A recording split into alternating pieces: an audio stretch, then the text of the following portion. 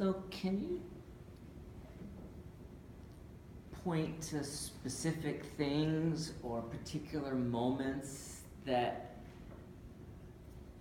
made you begin to shift how you think about risky connection and trauma-informed care?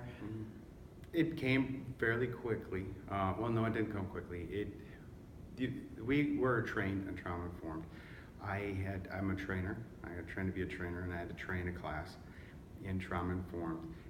I think it went well. I think I can train. It's definitely hard to train a class when you don't believe in what you're trying to teach. And I trained the class. I did okay. Then how we did it here is you tried mixing partners as much as you could. So if I trained one, I would train with a person who had trained with somebody previous. And then I would train again with another person. So whoever was training that class was at least in two, was at their second time. It worked very well.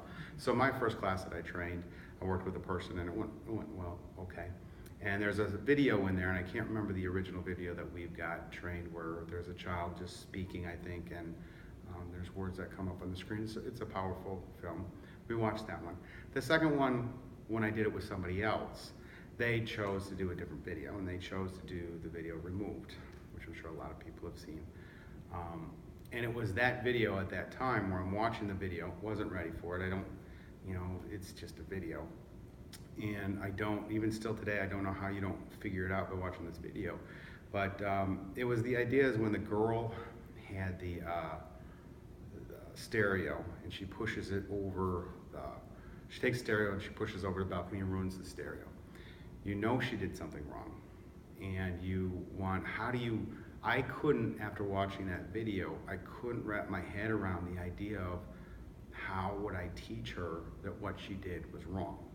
I couldn't come up with a consequence or a punishment that would teach her that that was wrong. I couldn't isolate her because that's probably what she wanted to be. I couldn't take something away from her. She's had everything taken away, including her younger brother, which was the only thing that was important to her. And it really comes down that it was kind of irrelevant because she did know what she was doing was wrong. She already knew what she was doing was wrong. Otherwise, she wouldn't have done it because she knew she was going to get a reaction for it. So I couldn't wrap my head. So it kind of started, I understood that I couldn't consequence her. There's nothing I could do to consequence her. How could I get her to stop throwing stereos off of balconies? Consequences weren't going to shape her behavior. It was not. In the way that kind of was true in your own upbringing. And in the way I've always done things, I would have just in the past, I would have only have seen the behavior and I would have reacted to the behavior. And I would have said, well, she threw that over the stereo or the stereo over the balcony. I'll give her a consequence. And if she doesn't like that consequence, then maybe she'll think about what she did and know that she doesn't want to do that again. That's how I used to think. But due to that video, I couldn't come up with a way. There was no knowing that the video showing her past and why she was the way she was. I knew exactly why she threw the stereo over. Okay, I would have thrown the stereo over too. And I would have known that throwing it was wrong, but I still would have acted out just like she would have. It may have been something different, but I would have. And so it really came to how the relationships works, and at the end of the video where they're showing she's upset about the dress because she's a flashback. Of course I understand why she has a problem with the dress, but then she puts the dress on after the tantrum that she has. And you know why she put the dress on. Well, I don't know why she put the dress on. I'm not her. I couldn't tell you exactly why.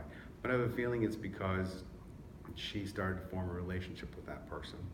And she wanted to let that person in some way know that there's still a connection there and that she was thankful, And so it really did show that just the relationship with that lady, that foster mother in that video was the key, and which was the changing thing. So that was how it started. And then I started going back with all this other training, and then symptoms and adaptation started making more sense to me. I got a big thing out of intolerable feelings. When I teach the class, I rant about that for a half an hour because I don't think we as treaters really understand what an intolerable feeling is to somebody who has had a lot of trauma in them. And I try and get that across to them. I want them, in my class, I want them to feel an intolerable feeling at that point, to give an example, because it's a huge thing for me, intolerable feelings and symptoms and adaptations. And the feelings of light are worthy of life, and the interconnections all started clicking. Seems like in that movie, being able to know the history of what was behind this helped you see the behavior in a totally different light, and helped you make sense of why that behavior happened, or why that behavior made sense for that kid at that time. It did, and even though she's an adorable, attractive, cute young girl, and those girls you just want to hug and say, it'll be okay. We don't work with that. I work with smelly teenage boys. And for some reason, I think maybe that's why a lot of people don't see it, I was actually able to envision that not being a cute little girl. I could actually put in place the teenage kids that we work with. And I was able to envision and go, it's the same mind that we're dealing with, different body, but the same mind. That our kids, even though they're bigger, so when they act out, they're more violent, they can do more damage. And we forget that. Sometimes we get caught up in the fact that they can do damage, where the fear sometimes comes into play. We don't want them to hurt themselves or hurt somebody else. So we don't look at them like we might look at that little girl. But, I was able to, and that's really one of the things that struck me. It was, a lot in that video I could really, stop and pause a lot of parts in that video. Big part is when, mom's chasing after the dad, but the little girls are running away and there's a social worker chasing after them, and I know that that little girl felt something or had to have a feeling on that. All those thousands of traumatic events, the small little things that went on in that little girl's life shaped who she was and made why she makes the decisions she does. And I guess I just couldn't grasp those, after time and time again of toxic stress, why people actually make some of the decisions they do. Can you give some specific examples about how you started to work differently in your interactions with kids, or how you worked? Like what would you point to as the ways in which you began to work differently, and then examples of that? I think I started framing things a little bit better. If I needed to get an activity going, because now I'm a rec therapist, I need to get her activity going, and I have a kid misbehaving or a client misbehaving, my thought wasn't the consequence of that kid or threaten that kid to do what I want him to do right there at that time. I don't consequence anymore. My frame is now, I frame the situation. What do I want to do right now? I want to get the activity going, and I want the kids that are involved in that activity start doing that activity. That's my frame. That's my goal. If I can't get him in there at that particular time, well, that's okay. Consequencing him is not going to help. Punishing him is not going to help. But you know what? And he might sit out the whole time, but a conversation that I can have with him later, after it, and maybe collaborate with him and discuss, well, what works for you? What could we do later to try and get you to do it? What activities do you want to do? What could I get you, how can I get you excited in this? I wouldn't put it in those terms when I'm talking to our clients, but that would be kind of my goal. So I started framing it. I didn't so much as look at, I got to deal with that kid. I framed the fact that I need to do an activity. What are my most important things? Let's get the activity going. Get the kids that want to be in there going, and then I'll work on him. I don't have to, there's no pressure to work on him at that point. I can work with him later. Let's get this going. My concern is the activity. And then my other concern is, what can I do tomorrow to get him in an activity? So I guess I just started framing things differently instead of trying to get that behavior to stop right then and there and get him to do what I want him to do right then and there. That's not my frame anymore.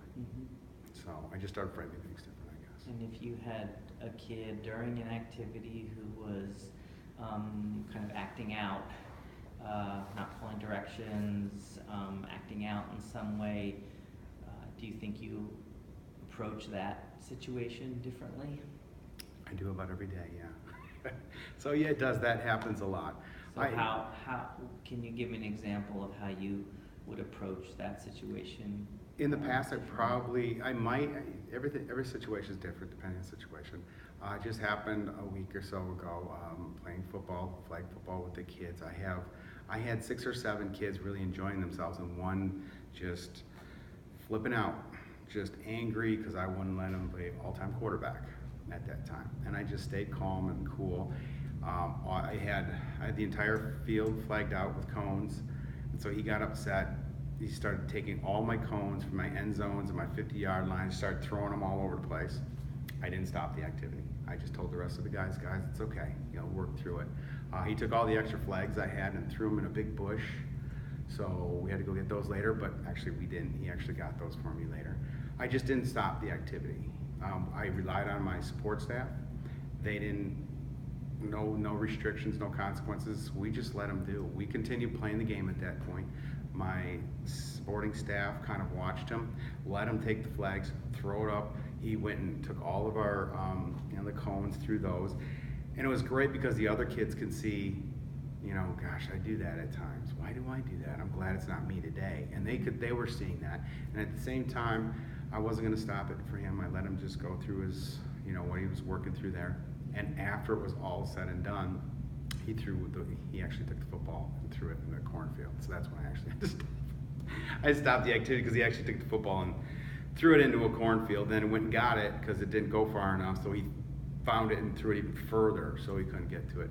That's when I actually stopped. But after that, we did that. Everybody, I said, hey, okay guys, we gotta end. Can you guys help me get everything together? And the kids helped. There was no putting him down. There was no yelling. There was no screaming. There was no urgency to stop this behavior. We just continued doing what we were doing. The kids saw it. He was able to run through his issue. When it was done and he finally calmed down, well, before that, I tried stopping by and I said, are you okay? And he said, cussed me out really quick. Don't talk to me, basically. And I said, okay, I won't. So I walked away. And I was talking to another staff, and then he came up to me and it's like, I'm sorry, and that's all it was. And then I was able to talk to him about the whole scenario. And then we went through